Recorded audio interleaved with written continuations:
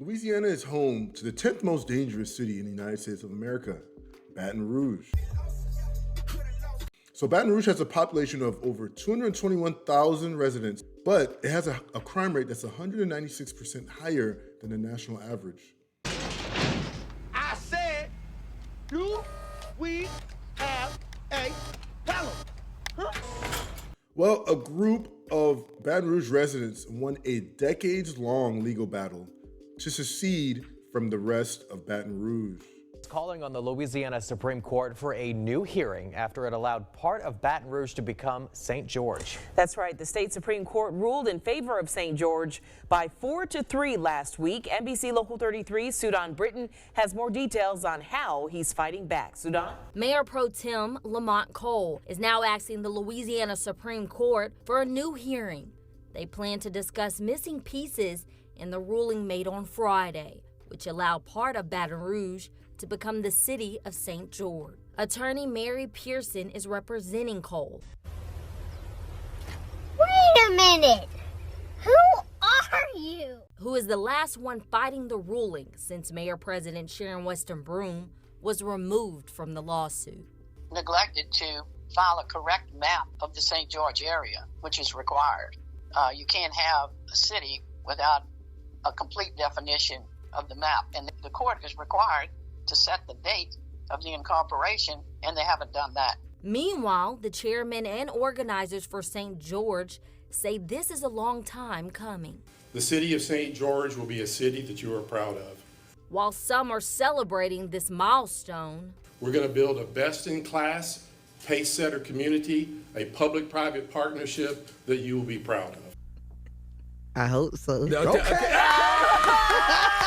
So on Friday, April 26, 2024, the Supreme Court ruled 4-3 in favor of the incorporation of a new city known as St. George. Got him! It'll be located in the southeastern portion of Baton Rouge and will claim about 86,000 residents. So what's the issue? So Baton Rouge, Louisiana has seen gang violence increase exponentially over the years, and from the perspective of majority of Baton Rouge residents, it seems to be out of control. There ain't really nothing for the youth to do. It's really pushing the youth to the streets at this point because everything gone. It's like we ain't really got too many eateries that's black owned down here. Everything that's black owned, they really done let go or either burned down or beef and caused to get closed down, all these shootings and you know, shit like that. And the young people that came and tried to catch up with it either went to jail or people getting killed off. You ain't a man, you ain't gonna survive down here. A whole lot of houses that done got tore down. I can't even show you. I done forgot them was there. That's where another legend died at old school named Bebop. We got a lot of died up here, dog. It was like all these stores and shit you see that's closed down, that was open. This get down here. You see that brick building? That's a barber shop. They had the barber shop over across the street. You got 2-3 corner stores. You got Jamaica Man. All this kind of newer. These was the projects. They rebuilt it and turned them. They turned it to like an alumni center. They used to be McKinley Middle. They burnt that down. Some of the kids burnt that down with some fireworks. Baton Rouge's street crime division has come under fire for claims of corruption. Former Chief Murphy Paul brought in an officer who blew the whistle on alleged misconduct. Keep in mind, this is just months after the WAFBI team blew the lid off alleged abuse inside the Brave Cave, the secretive warehouse where some members of the Street Crimes Unit took certain people in their custody and allegedly carried out illegal strip searches, among other things. It also comes after a man and his attorney came forward with allegations of abuse at the hands of these 4 officers. The documents provide a play-by-play account from the whistleblower about what went on inside the bathroom. When the man in their custody refused to be strip searched, that's when the whistleblower says Deputy Chief Troy Lawrence Sr. came into the bathroom telling the man they needed to look in his boy, if you don't. The whistleblower then told investigators the deputy chief got frustrated, pulled out his stun gun, and then threatened the man, saying, "You see this guy right here? He's about to knock the out of you." Seconds later, that's when the whistleblower claims Officer Todd Thomas punched the man in the face several times, causing a bag of drugs to fall off the suspect's body. How dare you? A plan was then made to cover up the incident and get rid of the body camera. Now here's another underlying issue. With every movement, you will find your set of detractors. Opponents of the incorporation of St. George are now starting to claim that this is just a racially motivated move to create a all-white enclave within the Baton Rouge community. I'm here to tell you right now, we don't care. Let me tell you something. We don't care. St. George, originally, all they wanted to do was create their own separate school district.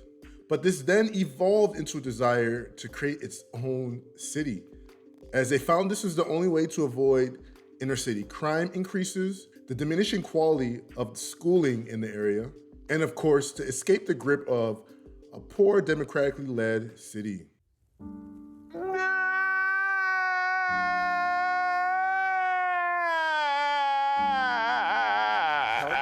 So how will this impact the city of Baton Rouge? Baton Rouge city leaders project that the secession of St. George will cause a $53 million shortfall in their budget. You're a victim. The opposition also argued that the new city of St. George would not have the proper budget to operate on its own. We do not care. Honestly, with a population of about 86,000 residents, I think they'll be just fine. So Justice William J. Crane, who authored the majority opinion, he disagreed with Baton Rouge city officials.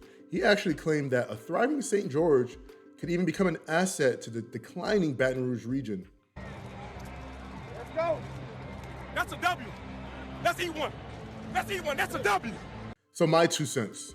If I had a family that lived in the region, I would do anything within my power to ensure that they're safe and that they're secure. Next, I would want my children to have the best education possible. Now, obviously, St. George originally just wanted their own school district. That tells us right there that the education has always been a problem for decades now in the city of Baton Rouge. I would want my children to go to a thriving school district where I knew and I can trust the curriculum that's being taught to them, and also their ability to keep our children safe. If my local school district cannot provide that, I'm either gonna A, find a school district that will, or B, create my own. Lastly, democratic policies wreak havoc on our American cities.